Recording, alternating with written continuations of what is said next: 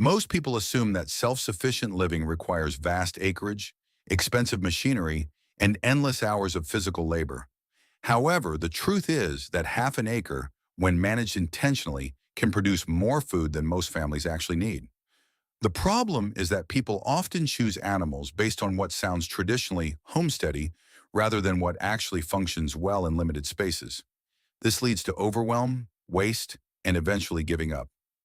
In this video, I am sharing 5 practical animals that thrive on half an acre or less, producing food, fertility, and value without draining your time, money, or sanity. If you want a calmer path to self-sufficiency, this content is for you.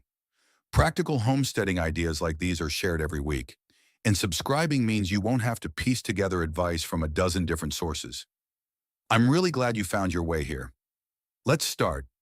Chickens are the obvious choice, but this matters because most people set them up incorrectly, which turns a simple food source into a daily frustration. When you do it right, chickens solve multiple problems at once: eggs, pest control, and compost without adding chaos to your routine. The reason chickens work on small spaces is simple.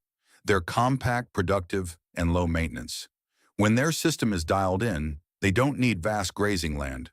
They convert kitchen scraps into protein, and they work even when you're tired or busy, which is why they last. To start, all you need is a secure coop, a small run, and 4 to 6 hens. If you have 200 square feet, you're ready. What you're doing is simply providing food, water, and collecting eggs daily. No fancy breeds, no overthinking. To keep it going, focus on one thing: clean bedding every 2 weeks. That's enough to prevent smell and disease. Over time, this doesn't just give you fresh eggs. It changes how mornings feel. Collecting eggs becomes a quiet ritual. You stop relying on the grocery store, and there's a calm that comes from knowing you can feed yourself. A small thing that makes this easier is using the deep litter method in the coop.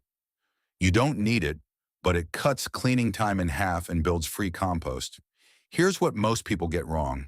They choose high-maintenance heritage breeds because they look pretty, but for production on small spaces, hybrid layers like Rhode Island Reds or Barred Rocks outperform everything else.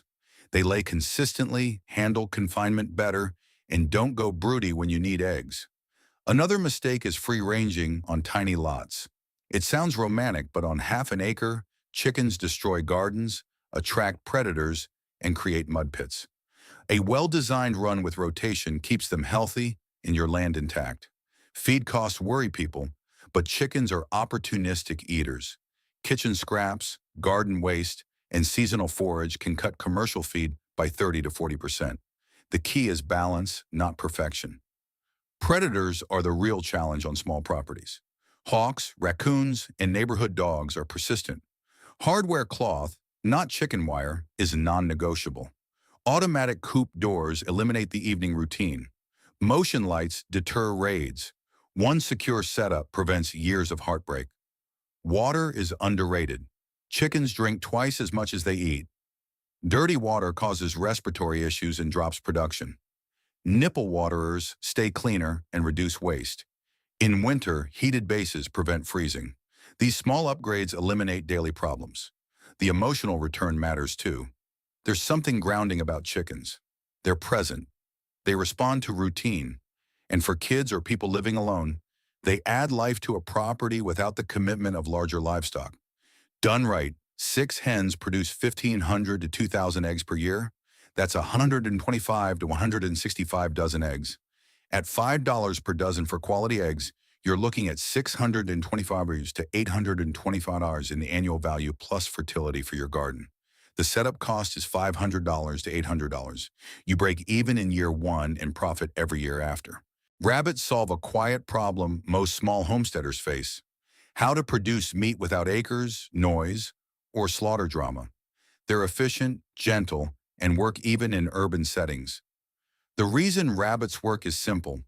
They're the most space-efficient meat animal that exists. One breeding trio in a 4-8-foot space can produce 200 plus pounds of meat per year. They're quiet, they don't smell if managed right, and they eat grass clippings and garden scraps, which is basically free. To start, all you need is 3 wire hutches, 1 buck, and 2 does. If you have a shed or garage corner, you're ready. What you're doing is simply breeding twice a year, feeding pellets and forage, and harvesting at 12 weeks. No pasture rotation, no grain bills. To keep it going, focus on just one thing: fresh water daily. Rabbits are fragile without it, but with it, they thrive. Over time, this doesn't just fill your freezer. It gives you food security that feels real. You control the quality. No antibiotics, no factory farms. And there's a quiet confidence that comes from knowing you can provide protein for your family on half an acre. A small thing that makes this easier is keeping a small compost bin under the hutches. Rabbit manure is garden gold. You're building fertility while producing meat. Here's what people miss. Rabbit meat is leaner and healthier than chicken, with more protein per pound than beef. It's mild-flavored, versatile, and kids who won't eat game meat will eat rabbit. Breed selection matters. New Zealand whites and Californians are industry standards for good reason. They grow fast, dress out heavy, and handle temperature swings. Flemish giants sound impressive but take longer to process and eat more feed. Stick with proven production breeds. Housing prevents most problems. Wire-bottom cages allow waste to fall through, keeping rabbits clean and dry. Solid floors cause sore hocks and disease. Each rabbit needs 4 square feet minimum. Does need nesting boxes 2 weeks before kindling. Bucks stay separate to prevent fighting. Feeding is straightforward. Quality pellets provide balanced nutrition. Add grass hay for digestion and teeth health. Supplement with garden greens, vegetable scraps, and safe weeds. Avoid sudden diet changes. Rabbits have sensitive digestive systems. Gradual transitions prevent bloat and death. Breeding takes patience, not skill. Bring the doe to the buck's cage, never the reverse. Does are territorial. Watch for the fall off, that's confirmation. Gestation is 28 to 31 days. First-time does may struggle, but most figure it out. Litters average 6 to 8 kits. Processing is the mental hurdle most people face. But rabbit processing is simpler than poultry. One quick motion, no plucking, no gutting complications. Many homesteaders who can't stomach chicken slaughter handle rabbits fine. The key is respect and speed. Disease prevention beats treatment. Keep cages clean. Provide ventilation without drafts. Quarantine new stock. Watch for snuffles, ear mites, and sore hocks. Healthy rabbits are alert, active, and eating well. Prevention is observation, and the ROI is real. Setup costs run $300 to $500 for 3 hutches in initial stock. Feed costs about $30 monthly. A breeding trio produces 50 to 60 fryers annually at 5 pounds each. That's 250 to 300 pounds of meat. At $8 per pound for organic rabbit, you're looking at $2,000 to $2,400 in annual value. Even feeding your family, you break even fast. Quail solve the problem of wanting eggs and meat without much land, noise, or neighbors noticing. They're tiny, prolific, and ridiculously productive for the space they need. The reason quail work is simple. They produce eggs and meat faster than any other backyard animal. A dozen quail fit in a 4 square foot cage. They start laying at 6 weeks and they're silent, which means no zoning issues or neighbor complaints. To start, all you need is a small cage setup, 12 Coturnix quail, and game bird feed. If you have a balcony or basement corner, you're ready. What you're doing is simply collecting eggs daily and harvesting extra males at 8 weeks. No incubating needed if you buy started birds. No overthinking. To keep it going, focus on one thing. Keep their area dry. Moisture causes all quail problems. Dryness prevents them. Over time, this doesn't just give you eggs and occasional meat. It proves that self-sufficiency doesn't require land. It fits invisible lives, city ordinances, and tight budgets. There's freedom in knowing you can produce food in a closet-sized space. A small thing that makes this easier is stacking cages vertically with droppings boards. You triple your output without needing more floor space. Here's what makes quail special. They're the gateway animal for apartment homesteaders, renters, and people testing the water before committing to chickens. Coturnix quail are the only breed worth raising for production. Bob whites are for sport. Buttons are ornamental. Coturnix lay nearly daily, mature fast, and handle captivity well. Jumbo varieties dress out heavier, but lay fewer eggs. Standard coturnics balance both. Housing is minimal. Wire cages with quarter-inch floors work best. Solid floors get messy. Each quail needs 1 square foot. Height matters less than floor space. They don't roost or perch. Keep cages off the ground to prevent rodents and improve airflow. Lighting drives production. Quail need 14 to 16 hours of light to lay consistently. In winter, a simple timer and LED bulb maintain output. No light means no eggs. It's that direct. Temperature matters less than people think. Quail handle cold fine if dry and draft-free. Feeding is simple but specific. Game bird or turkey starter provides the 24 to 28% protein quail need. Chicken feed doesn't cut it. Add crushed oyster shell for calcium. Clean water is critical. Quail dehydrate fast. Dirty water spreads disease quickly. Egg production is impressive. One hen lays 200 to 300 eggs per year. Each egg is 1/5 the size of a chicken egg. So 5 quail eggs equal 1 chicken egg nutritionally. The yolk to white ratio is higher, making them richer and better for baking. Meat production is fast. Males not kept for breeding reach processing weight at 8 weeks. Dressed weight is 5 to 7 ounces. The meat is dark, tender, and gourmet. Restaurants pay premium prices. Home processing takes minutes per bird. The sound factor matters. Quail crow, but it's a soft trill, not a rooster's blast. Hens make gentle chirps. Neighbors genuinely don't notice. This opens doors chickens can't. Waste becomes wealth. Quail manure is hot and nitrogen-rich. Composted, it supercharges gardens. Undercage collection keeps odor down and fertility up. The economics work. Startup costs run $100 to $200 for cages and a dozen birds. Feed costs about $15 monthly for a small flock. A dozen hens produce 2,400 to 3,600 eggs annually. At $600 per dozen for specialty eggs, that's $1,200 to $1,800 in value. Add meat sales and small-scale quail farming is genuinely profitable. If this is making sense so far, give it a like. It helps us reach people trying to figure out what actually works on small land. And I'm curious, which animal are you leaning towards starting with?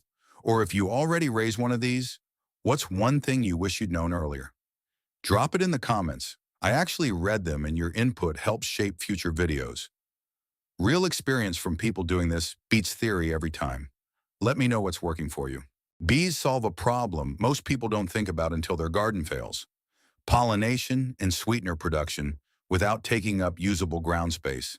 And honey never expires. It's food security you can literally store forever. The reason bees work on small properties is simple. They forage up to 3 miles away, so your half-acre doesn't limit them. One hive produces 30 to 60 pounds of honey per year, increases your garden yield by 30%, and requires only 4 square feet of ground space. To start, all you need is 1 Langstroth hive, a package of bees, and a basic smoker. If you have a sunny corner away from foot traffic, you're ready. What you're doing is simply checking the hive every 2 weeks during warm months and harvesting honey once or twice a year.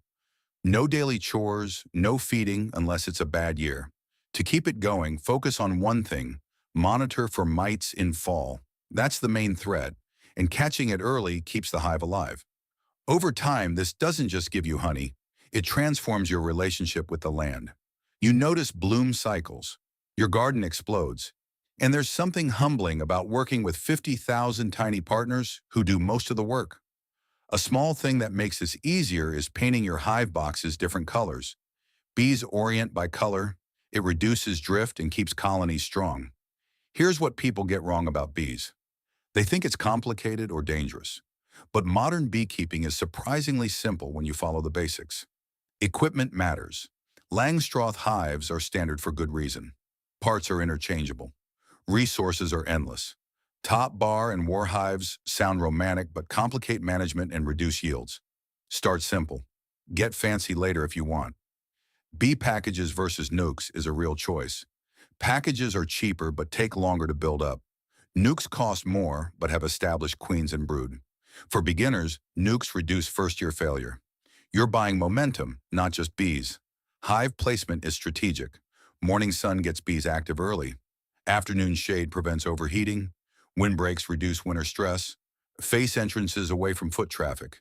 Elevation prevents flooding. These small choices determine hive success. Inspections are management, not interference. Every 2 weeks in spring and summer, check for brood patterns, food stores, and queen cells. You're not controlling bees. You're observing and responding. Good beekeepers know when to leave things alone. Feeding is seasonal. Established hives rarely need help. New packages need sugar syrup until nectar flows.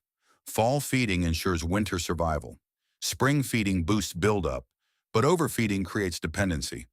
Nature should provide most nutrition. Mite management is non-negotiable. Varroa mites kill more hives than anything else. Monitor with alcohol washes or sticky boards. Treat with proven methods, formic acid, oxalic acid, or Apigard. Ignoring mites guarantees colony collapse. Swarming is natural but preventable. Bees swarm when crowded or queenless. Add supers before they need them. Split strong hives in spring. Provide space and they'll stay put. Losing a swarm wastes half your workforce. Harvesting is the reward. Wait until frames are 80% capped. Extract with a manual or electric extractor. Strain through mesh. Bottle and enjoy. Leftover wax becomes candles, balms, and wood polish. Nothing goes to waste. The garden impact is measurable.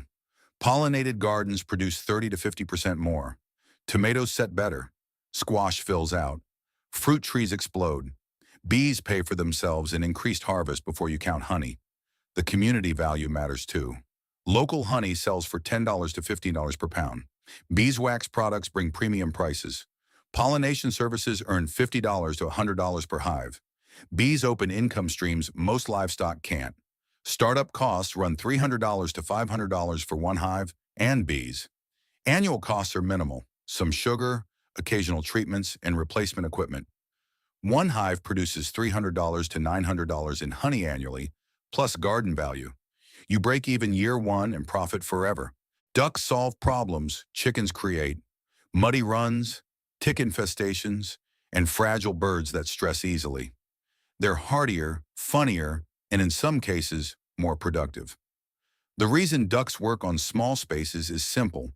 They're less destructive than chickens, lay bigger eggs, and control pests better. They don't scratch up your garden. They eat slugs, mosquito larvae, and ticks. And they're cold hardy, which means they work in climates that stress chickens. To start, all you need is a simple shelter, a kiddie pool for water, and 4 to 6 ducks. If you have 300 square feet and a hose, you're ready. What you're doing is simply providing feed, water, and collecting eggs in the morning. No heat lamps needed, no overthinking. To keep it going, focus on one thing. Change their pool water every 2 to 3 days. Clean water prevents most duck health issues. Over time, this doesn't just give you eggs and pest control. It makes your homestead feel alive. Ducks are funny. They're calming to watch, and there's a lightness that comes from animals that seem happy to be there. A small thing that makes this easier is using khaki Campbells or Indian runners. They lay as well as chickens but stay grounded. No flying, no escape drama. Here's what makes ducks underrated. They outperform chickens in specific situations most people face on small properties. Breed selection changes everything. Khaki Campbells lay 300 plus eggs annually, rivaling the best chicken layers. Indian runners are upright, active, and amazing foragers. Pekins are calm and dual purpose, but lay less. Welsh Harlequins balance egg production with temperament. Skip Muscovies unless you want meat. They're aggressive and loud. Housing is simpler than chickens. Ducks don't roost. They sleep on bedding. A basic 3-sided shelter with straw keeps them dry and safe. They're cold hardy but need wind protection. Ventilation matters more than insulation. Ammonia buildup causes respiratory issues. Water is the game changer. Ducks need water to clean their nostrils and eyes. A kiddie pool works perfectly. They'll splash, play, and stay healthy. Without adequate water, ducks get stressed and sick. It's non-negotiable, but it's also simple. Egg production surprises people. Duck eggs are 30% larger than chicken eggs with richer yolks and more protein. Bakers pay premium prices. They're prized for pastries and custards. One duck egg replaces 1.5 chicken eggs in recipes. Foraging ability is where ducks shine. They demolish slugs, snails, and mosquito larvae. They don't tear up soil like chickens. Garden integration is easier. Rotate them through garden beds post-harvest, and they'll clean up pests and fertilize soil. Pest control is measurable. Ducks eat ticks, reducing Lyme disease risk. They patrol yards naturally. One flock can clear a half-acre property of ground-dwelling pests in weeks. This matters more than people realize until tick season hits. Mess management is real. Ducks are waterfowl. They're messy, but it's containable. Gravel or sand around pools drains better than dirt. Deep bedding in shelters composts in place. Weekly cleanouts prevent buildup. The mess isn't worse than chickens, just different. Predators target ducks hard. They're ground nesters and can't fly to safety like chickens. Secure housing at night is critical. Electric netting works for daytime free-ranging. Hawks are the biggest threat. Covered runs or guardian animals help. Feed costs are comparable to chickens. Ducks need waterfowl or game bird feed with niacin for leg health. Kitchen scraps, garden waste, and forage reduce commercial feed needs. Budget $20 to $30 monthly for a small flock. The emotional return is unique. Ducks waddle. They quack softly. They follow you around like puppies. For people managing stress or depression, ducks add joy to daily chores. It sounds small, but it's real. Economics work.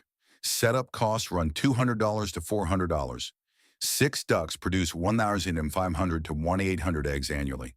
At $8 per dozen for duck eggs, that's $1,000 to $1,200 in value, plus pest control worth hundreds in reduced spray costs. Here is a bonus tip. This is something most people miss, and it matters more than choosing the perfect animal. Instead of starting with 3 species at once, pick one and get it dialed in first. That single decision prevents overwhelm, builds skill, and gives you confidence, which makes adding the next animal feel easy instead of stressful. Most failed homesteads don't fail from bad animals. They fail from doing too much too fast. Here's why this works. Every animal has a learning curve. Feed schedules, behavior patterns, health red flags, predator pressure. You can't learn 5 systems simultaneously while working full-time and managing life. Pick chickens, rabbits, quail, bees, or ducks. Spend 6 months mastering one species. Learn their rhythm. Dial in your routine. Make mistakes when stakes are low. Then add the next animal from a place of competence, not chaos. This approach also reveals what you actually enjoy. You might love chickens but hate processing rabbits. You might find bees meditative but ducks annoying. Small tests prevent large regrets. Another hidden benefit is infrastructure reuse. Your chicken coop design informs your duck shelter. Rabbit hutch lessons improve quail cage builds. Skills and materials compound. You're not starting from zero each time. Financial pressure drops too. One species cash flowing before adding another means animals fund expansion, not credit cards. This is how successful small homesteads grow. Deliberately, profitably, sustainably.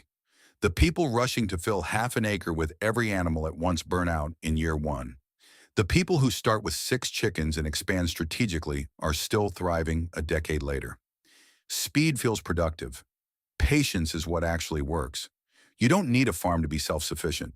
You just need one smart choice and the patience to let it work. Pick one animal from today and start small this season imperfectly. That's how real food security builds. If this video helped you think more clearly about what actually fits your space in life, share it with someone trying to figure out the same thing. Real information spreads when people who get it pass it on. Thanks for spending this time here. I appreciate you being part of this community.